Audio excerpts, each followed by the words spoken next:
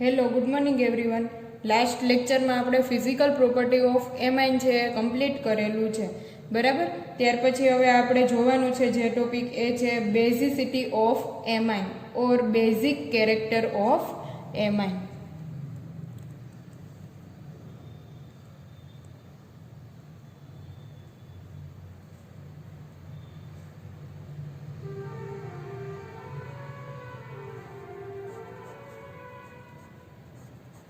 બેઝિસિટી of amine, બરાબર. Chemical reaction થવા માટે એમાઇન છે તેનો નેચર જાણવો ખૂબ જ જરૂરી છે, બરાબર. તો હવે એમાઇન છે તેનો નેચર કેવો છે એ જાણવા માટે આપણે એમાઇન લઈ લઈએ. Primary amine, secondary amine and tertiary amine. RNH2 primary amine,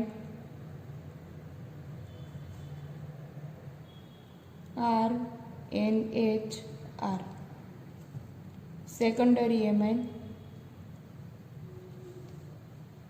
RNRR tertiary amine. બરાબર. અહીંયા જો જોઈએ તો પ્રાઇમરી એમાઇન છે તેમાં 2 એસિડિક હાઇડ્રોજન છે, 2 એસિડિક હાઇડ્રોજન પ્રેઝન્ટ. અહીંયા જો સેકન્ડરી એમાઇનમાં જોઈએ તો 1 એસિડિક હાઇડ્રોજન પ્રેઝન્ટ છે, 1 એસિડિક હાઇડ્રોજન ઇઝ પ્રેઝન્ટ. જ્યારે ટર્સરી એમાઇનમાં એસિડિક હાઇડ્રોજન છે જ નહીં, નો એસિડિક હાઇડ્રોજન પ્રેઝન્ટ, બરાબર. એક પણ એસિડિક હાઇડ્રોજન પ્રેઝન્ટ. ચાલો, એમાઇન છે, એમાઇનની રિએક્ટિવિટી જો આપણે જાણવી હોય કે એમાઇન છે તે રિએક્ટિવ છે, તેનું રીઝન શું છે? તો કે એમાઇન છે તે રિએક્ટિવ છે એનું રીઝન છે કે એક તો એની અંદર એસિડિક હાઇડ્રોજન આવેલા છે અને સાથે સાથે નાઇટ્રોજન ઉપર loan pair of electron present છે, જેને લીધે એમાઇન છે તે રિએક્ટિવ છે, બરાબર. તો અહીંયા લખશું reactivity of amine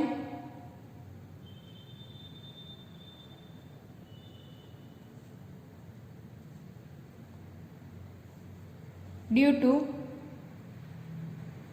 acidic hydrogen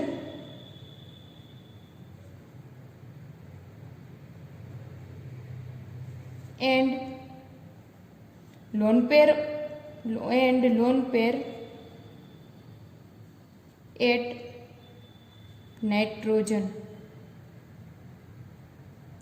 બરાબર. તેનું રીઝન શું છે કે એમાઇન છે રિએક્ટિવ છે, તો કે એક તો એની પાસે એસિડિક હાઇડ્રોજન આવેલા છે અને નાઇટ્રોજન પાસે લોન પેર ઓફ ઇલેક્ટ્રોન આવેલા છે. લોન પેર ઓફ ઇલેક્ટ્રોનને લીધે તે નાઇટ્રોજન પાસે લોન પેર ઓફ ઇલેક્ટ્રોન આવેલા છે, એ લોન પેર ઓફ ઇલેક્ટ્રોનને લીધે તે રિએક્ટ કરશે એઝ અ બેઝ અને બીજો રિએક્ટ કરી શકે as a nucleophile. Lone pair of electron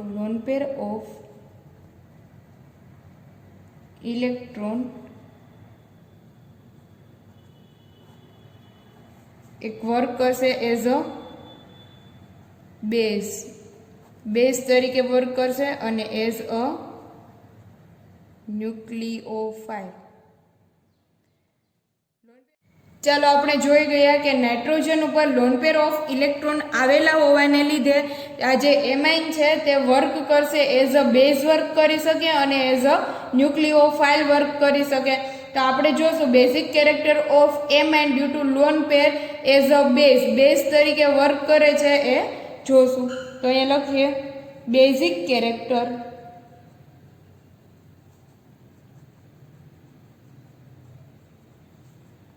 of amine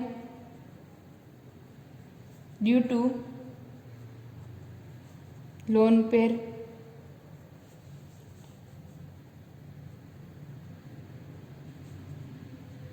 ચાલો, તો આપણે અહીંયા આજે જો બેઝ હોય એમાઇન છે એઝ અ બેઝ વર્ક કરે તો એ મિનરલ એસિડ સાથે શું બનાવવા જોઈએ? તો કે સોલ્ટ બનાવવા જોઈએ. તો આપણને બધાને ખબર છે કે બેઝ પ્લસ એસિડ રિએક્ટ કરી અને શું જનરેટ કરશે? સોલ્ટ ફોર્મેશન જનરેટ કરશે. તો આપણે જોઈ લઈએ કે પ્રાઇમરી એમાઇન છે RNH2, loan pair of electron work કરશે એઝ અ બેઝ, રિએક્ટ કરી અહીંયા લઈ લઈએ મિનરલ એસિડ HX, બરાબર, મિનરલ એસિડ પ્રાઇમરી અમાઇન. તો તે રિએક્ટ કરી અને શું બનાવવા જોઈએ? સોલ્ટ જનરેટ કરવા જોઈએ. આ લોન પેર ઓફ ઇલેક્ટ્રોન હાઇડ્રોજનને પોતાની તરફ એબ્સ્ટ્રેક્ટ કરશે અને પોઝિટિવ ચાર્જમાં કન્વર્ટ થશે. અહીંથી આ હાઇડ્રોજન અને એક્સ વચ્ચેનો જે બોન્ડ છે તેના લોન પેર ઓફ ઇલેક્ટ્રોન લઈ લેશે હેલોજન અને એક્સ માઇનસમાં કન્વર્ટ થશે એટલે બનશે RNH3 પ્લસ એક્સ માઇનસ, બરાબર. સોલ્ટ ફોર્મ જનરેટ થયું. સોલ્ટ જનરેટ થયો તો એના ઉપરથી આપણે કહી શકીએ કે આ જે અમાઇન છે તેની અંદર બેઝિક કેરેક્ટર હોવું જોઈએ, બરાબર. Loan pair of electron present છે જેને લીધે તેમાં બેઝિક કેરેક્ટર પ્રેઝન્ટ છે. હવે એવી જ રીતે અહીંયા જોઈએ તો primary amine, secondary amine and tertiary amine ત્રણની અંદર loan pair of electron present છે એટલે તે ત્રણ પ્રાઇમરી, સેકન્ડરી અને ટર્સરી એમાઇન મિનરલ એસિડ સાથે રિએક્ટ કરી અને સોલ્ટનું ફોર્મેશન કરશે. બટ એ ત્રણેયમાંથી હાઈલી રિએક્ટિવ કોણ છે? બેઝિક સ્ટ્રેન્થ કયા અમાઇનની અંદર વધારે છે તે આપણે હવે પછી જોશું, બરાબર. અહીંયા જો જોઈએ તો એરોમેટિક અમાઇન છે એ પણ મિનરલ એસિડ સાથે રિએક્ટ કરી અને સોલ્ટનું ફોર્મેશન કરી શકશે. જો અહીંયા હું લઈ લઉં aniline,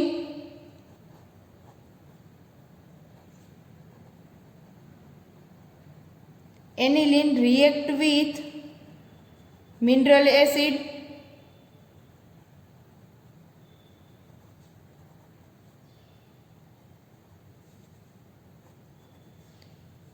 then give convert salt form anilinium ion NH3 plus X minus.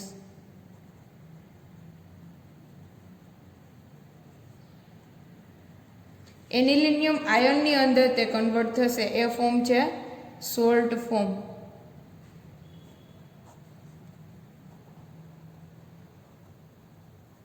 બરાબર. તો એનિલિન પણ બિહેવ કરશે એઝ અ બેઝ કારણ કે લોન પેર ઓફ ઇલેક્ટ્રોન તેની અંદર આવેલા છે, loan pair of electron present છે.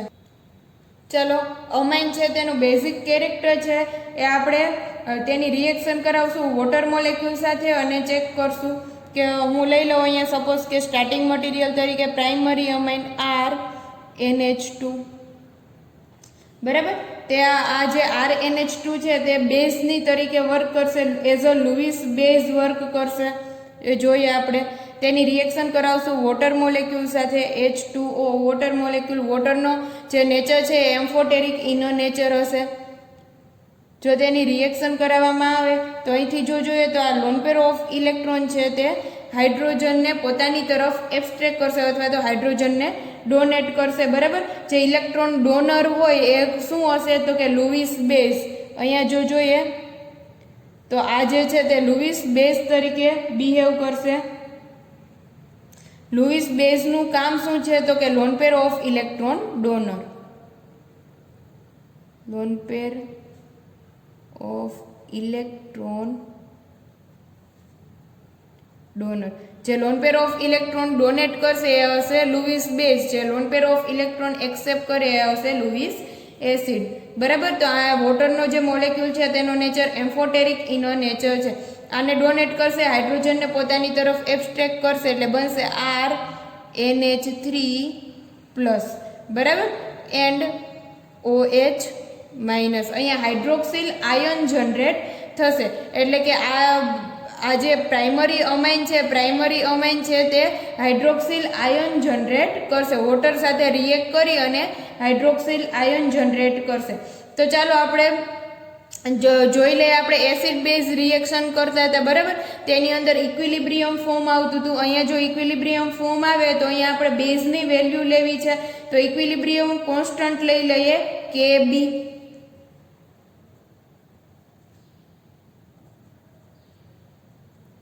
Equilibrium constant KB. ચલો KB ની વેલ્યુ ફાઇન્ડ આઉટ કરવી છે તો શું કરશું તો કે product divided by starting material.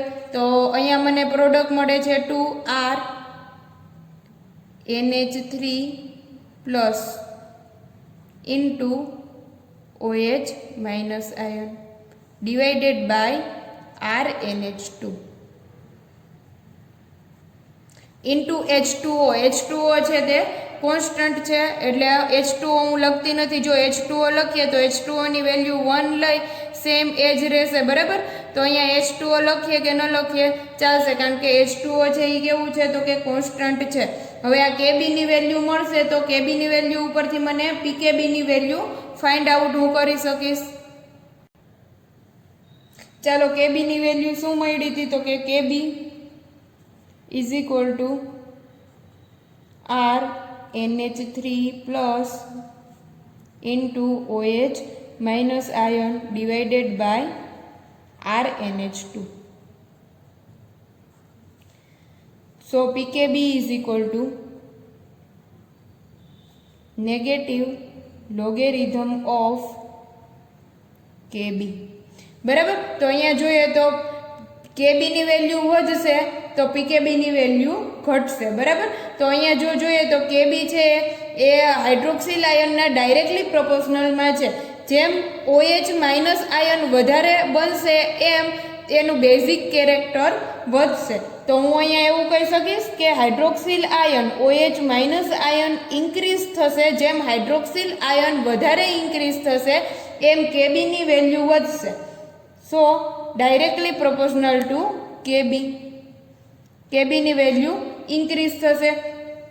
જેમ KB ની વેલ્યુ વધશે તેમ તેમાં બેઝિક કેરેક્ટર ઇન્ક્રીઝ થશે.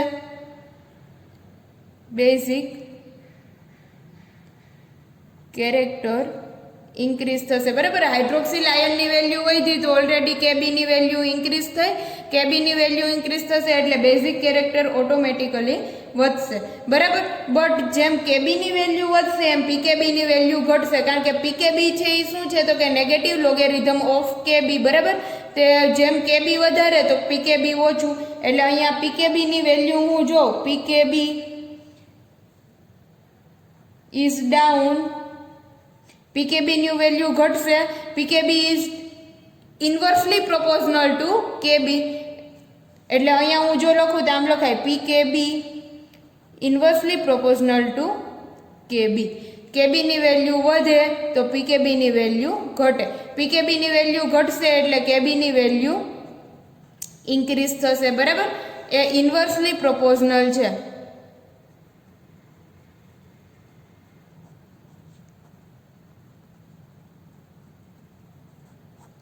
જ્યારે અહીંયા KB છે એ ડાયરેક્ટલી પ્રોપોર્શનલમાં છે. હાઇડ્રોક્સિલ આયન વધશે એમ KB ની વેલ્યુ વધશે. KB ની વેલ્યુ વધશે એટલે બેઝિક કેરેક્ટર વધશે.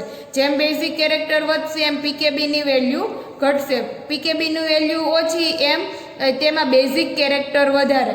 એટલે હું ઓટોમેટિકલી એવું કહી શકું કે PKB ની વેલ્યુ ઓછી મળે બરાબર. PKB ની વેલ્યુ ઓછી મળે એમ એમાં બેઝિક કેરેક્ટર છે એ વધારે જોવા મળે.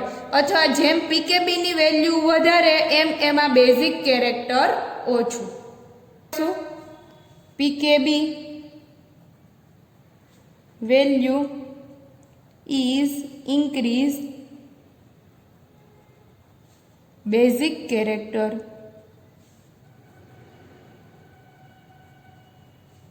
is decreased. સાથે સાથે લખશું PKB value is decreased,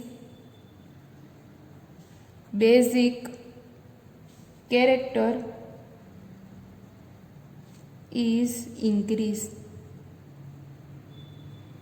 બરાબર. ઇન્વર્સલી પ્રોપોર્શનલમાં હોય એટલે PKB વધશે, PKB ની વેલ્યુ વધી બરાબર તો KB ની વેલ્યુ ઘટી. PKB ની વેલ્યુ ઓછી એમ KB ની વેલ્યુ વધારે. તો ચાલો આપણે એક્સપેરિમેન્ટલી તો પ્રૂવ કરી લીધું કે PKB ની વેલ્યુ જો જે મોલેક્યુલની અંદર જે કમ્પાઉન્ડની અંદર વધારે જોવા મળશે PKB ની વેલ્યુ એમ તેમાં બેઝિક કેરેક્ટર ઓછું હશે, બરાબર. બટ આપણે એક્સપેરિમેન્ટલી પ્રૂવ કરી લીધું, તો તે થિયોરિટિકલ જાણવું પણ જરૂરી છે. તો હવે આપણે અહીંયા કમ્પેર કરશું એમોનિયા એન્ડ આલ્કાઇલ એમાઇનની. ચાલો લઈ લઈએ અમોનિયા.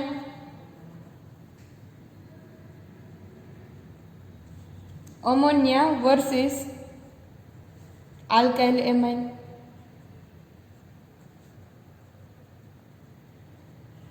બરાબર.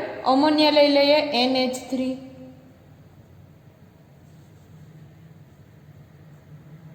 આલ્કાઇલ અમાઇન પ્રાઇમરી આલ્કાઇલ અમાઇન લઈ લઉં RNH2. બરાબર. તો અહીંયા જો હું જોઈશ તો આ જે પીકેબીની વેલ્યુ અમોનિયાની અંદર ફાઇન્ડ આઉટ કરીએ તો એ મળી pKb is equal to near about 4.75.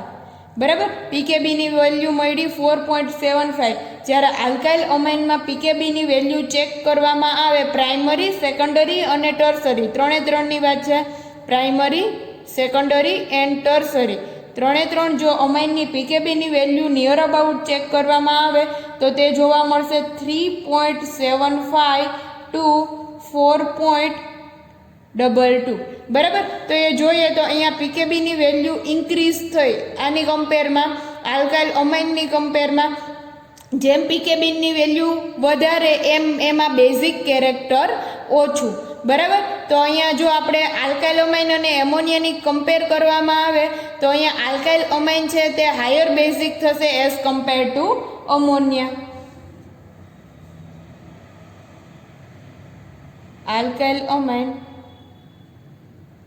is higher basic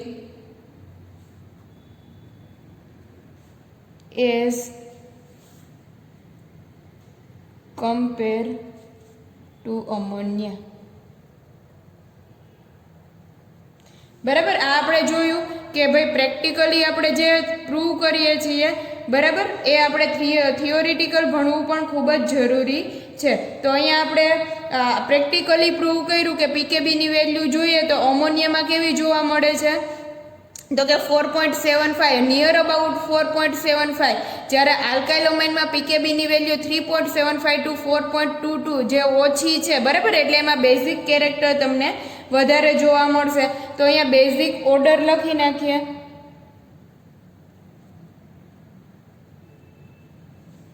બેઝિસિટી order ammonia is less than alkyl amine.